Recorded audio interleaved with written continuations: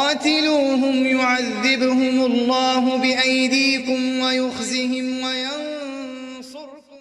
السلام علیکم ناظرین، میں ہوں عدنان مڈائج۔ پروگرام قرآن سے روحانی علاج میں ہم آپ کو خوش آمدید کہتے ہیں۔ آج ہمارے ساتھ اسلامی اسکالر قاری عبدالباسط سلفی صاحب موجود ہیں۔ آج ہم ان سے پوچھیں گے کہ شادی کے لیے ستاروں کا ملنا ضروری ہوتا ہے۔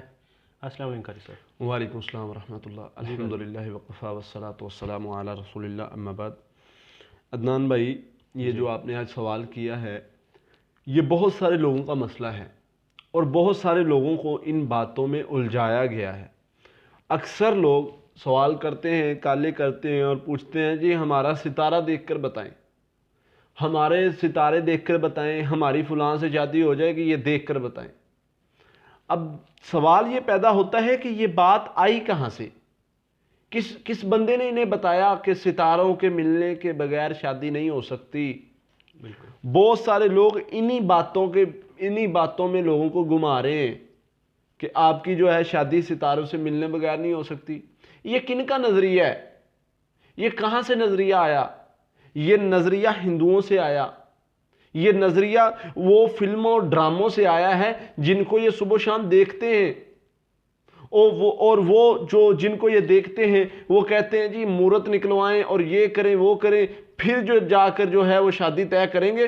وہ مہورت اگر ان کا نکلتا ہے، کوئی اس طرح کے ہندوؤں کے رواج ہیں کہ وہ اگر نکلتا ہے، وہ ان کا ستارہ ملتا ہے تو شادی ہوگی، ادروائز ان کی شادی نہیں ہو سکتی۔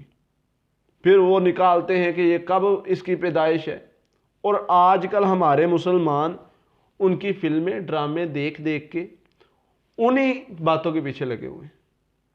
یہ کہتے ہیں جی ہماری، یہ اکثر کال آتی ہے جی ہماری تاریخ پیدائش یہ ہے، ہمارا ستارہ دیکھ کر بتائیں ہماری فلاں دن شادی ہے، ٹھیک ہے۔ افسوس کی بات ہے یار، یہ کس نے دیا نظریہ؟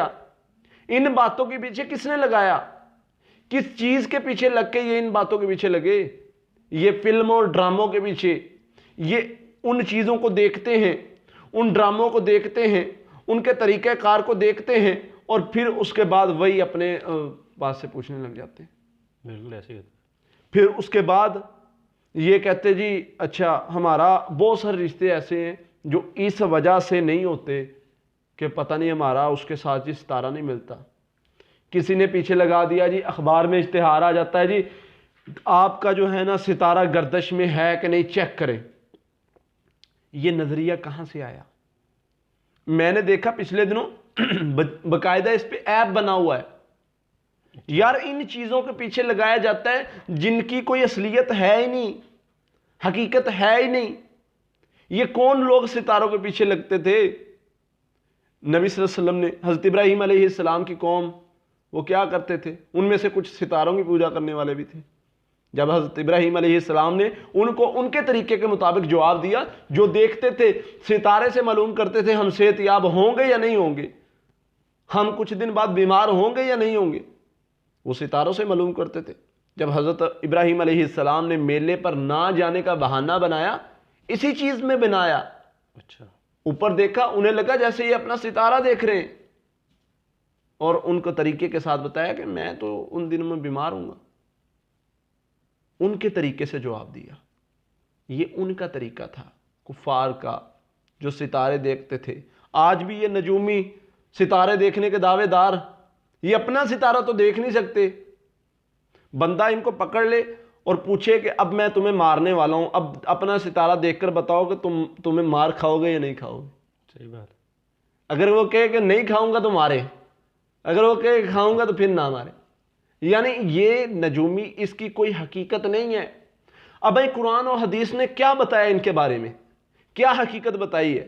اللہ کے نبی صلی اللہ علیہ وسلم میں 4 چیزیں ایسی ہیں جو میری امت میں جاہلیت کے دور کی باقی رہ گئی ہیں۔ 4 چیزیں۔ اچھا۔ پہلی چیز نوحہ کرنا۔ نوحہ پرانی امتوں میں تھا، پہلی امتوں میں تھا، وہ اب میری امت میں بھی رہے گا۔ یہ جہالت کی باتیں ہیں۔ دوسرا حسب نسب پر اپنے آپ کو کہ میں فلاں ہوں، میں فلاں ہوں، اپنے آپ کو بڑا پن دکھانا، حسب نسب پر اپنے آپ کو اچھالنا، بڑا کر کے دکھانا۔ تیسری چیز چھوت، کیا ہے؟ ایک بیماری کو دوسرے سے لگنا محسوس کرنا، کہ جی فلاں بیماری اس سے اس کو لگتی ہے. مثال نبی صلی اللہ علیہ وسلم نے کیسے دی؟ فرمایا جیسے یہ کہتے ایک اونٹ بیمار ہے, اس نے 100 اونٹوں کو بیمار کر دیا. فرمایا یہ بھی جاہلیت کے دور کی بات ہے جو میری امت میں بھی ہوگی کہ جی ایک شخص بیمار ہے, اس کی وجہ سے فلاں بندہ بھی بیمار ہو گیا. فرمایا پوچھا جائے کہ پہلے اونٹ کو کس نے بیمار کیا؟ بالکل. اگر پہلے اونٹ نے فلاں اونٹ کی وجہ سے وہ اونٹ بیمار ہوئے ہیں ساتھ والے, تو جو پہلے اونٹ کو بیمار ہوا وہ کہاں سے ہوا ہے؟ اور چوتھی چیز جو آقا علیہ الصلوۃ والسلام نے فرمایا, ستاروں کی گردش کی وجہ, ستاروں کی گردش پر ایمان رکھیں گے, ستاروں کی گردش پر یقین رکھیں گے. ستاروں کی وجہ سے ہمارا یہ کام نہیں ہوا. اکثر لوگ یہ نجومیوں نے, یہ جو سڑکوں پہ بیٹھے ہوئے ہیں کاہن, انہوں نے لوگوں کو ان چکروں میں ڈالا ہوا ہے کہ تمہارا جو ہے وہ کام, تمہارا ہاتھ دکھاؤ جی, تمہارا ستارہ گردش میں نہیں ہے, تمہارا کام نہیں ہو رہا. وہ اپنی آگے باتیں بتاتا ہے اور یہ آگے سے اس کو کہنے لگ جاتا ہے تمہارا ستارہ گردش میں نہیں ہے یا تمہارا ستارہ گردش میں ہونے والا ہے. اس کی باتیں سن کے اس کی باتوں میں سے اس کو جواب دے دیتا ہے. تو اس کا نبی صلی اللہ علیہ وسلم نے کیا بتایا؟ جی آقا علیہ الصلوۃ والسلام نے فرمایا رات اللہ بارش نازل کرتا ہے. اگر فرمایا 4 مہینوں بعد 5 مہینوں بعد بارش ہوتی ہے اور دن کو لوگ کفر کرنا شروع کر دیتے ہیں.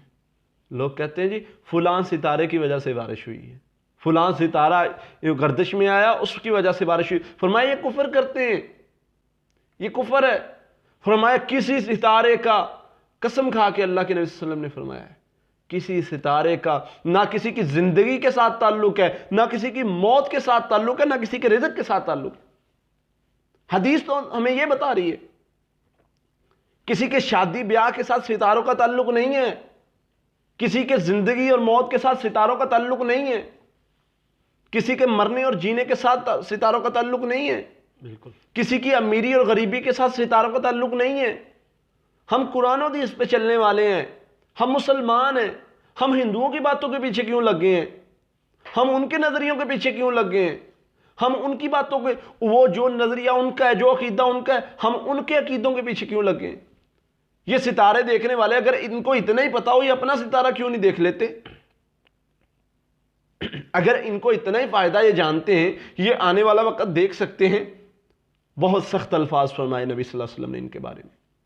یہ جو ستارہ دیکھنے والے, یہ جو ہاتھ دیکھ کر بندے کا ستارہ بتانے والے, فرمایا جو ہاتھ دکھاتا ہے 40 دن کی عبادت قبول نہیں ہوتی, 40 دن کی نماز قبول نہیں ہوتی.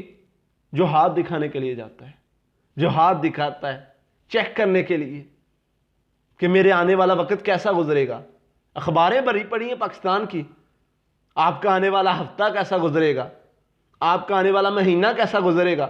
اور ہماری جاہلیت کا یہ عالم ہے, ہم پڑھنے بیٹھ جاتے ہیں, ہم ڈھونڈنے بیٹھ جاتے ہیں کہ میرا آنے والا وقت کیسا ہے. بالکل. فرمایا جس نے ہاتھ دکھایا کسی نجومی کو اور اس کی تصدیق کر دی, فرمایا گویا اس نے مجھ محمد صلی اللہ علیہ وسلم پر جو اترا ہوا دین ہے اس کا انکار کر دیا, شریعت کا انکار کر دیا اس نے. جس نے کسی کو ہاتھ دکھایا اس کی تصدیق کر دی. شیطان کاہنوں کو کچھ چیزیں دیتا ہے, فرمایا یہ کچھ باتیں بتاتے ہیں جو شیطان ان کو بتاتا ہے. اور فرمایا آقا علیہ الصلوۃ والسلام نے کاہن جو بدشگونیاں پھیلاتے ہیں, فرمایا اس کی کوئی حقیقت نہیں. یہ حدیث کے الفاظ ہیں, نبی صلی اللہ علیہ وسلم اس کی یہ بات بتا رہے ہیں, کوئی عام بندہ نہیں بتا رہا. فرمایا اس کی کوئی حقیقت نہیں ہے. جو یہ کاہن بدشگونیاں پھیلاتے ہیں, یہ جو کاہن باتیں بتاتے ہیں, اس کی کوئی حقیقت نہیں ہے. یہ تو صرف اپنے دل میں جو بات آتی ہے, جو شیطان ان کو بتاتا ہے وہ بتا دیتے ہیں. بالکل. یہ تو لوگوں کو گمراہ کر رہے ہیں. اسلام سچا اور سچا دین ہے. اسلام ہمیں ان چیزوں سے نکالتا ہے. اسلام کہتا ہے نکلو ان چیزوں سے. کوئی ایسا معاملہ نہیں ہے, کوئی ایسا چیز نہیں ہے کہ کسی کے ستارہ ملے تو پھر شادی ہوگی. اسلام نے کیا طریقہ دیا؟ استخارہ کرو, استخارہ کرو. اللہ میرے لیے فلاں کام, فلاں سے رشتہ کرنا بہتر ہے یا نہیں؟ استخارہ کرے گا, اللہ تعالیٰ واضح کر دیں گے. بہتر ہوگا تو بھی واضح کر دیں گے, نہیں بہتر ہوگا رکاوٹ ڈال دیں گے.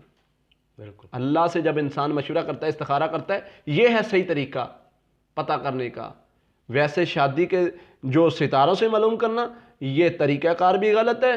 نجومیوں سے اپنے ستارے کا احوال معلوم کرنا، 40 دن نماز نہیں ہوتی، اس طرح کے جو باتوں کے پیچھے لگتا ہے وہ اپنا عقیدہ بھی خراب کر لیتا ہے، اپنے اعمال کی تباہی بھی کر لیتا ہے، اس کا کام بھی کوئی نہیں ہوتا۔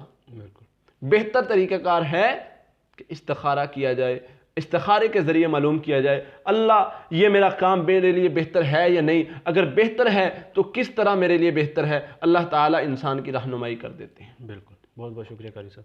جی ناظرین، اگلے پروگرام میں اگلے سوال کے ساتھ آپ کے سامنے پھر حاضر ہوں گے، تب تک کے لیے اللہ حافظ۔ قاتلوهم يعذبهم الله بأيديكم ويخزهم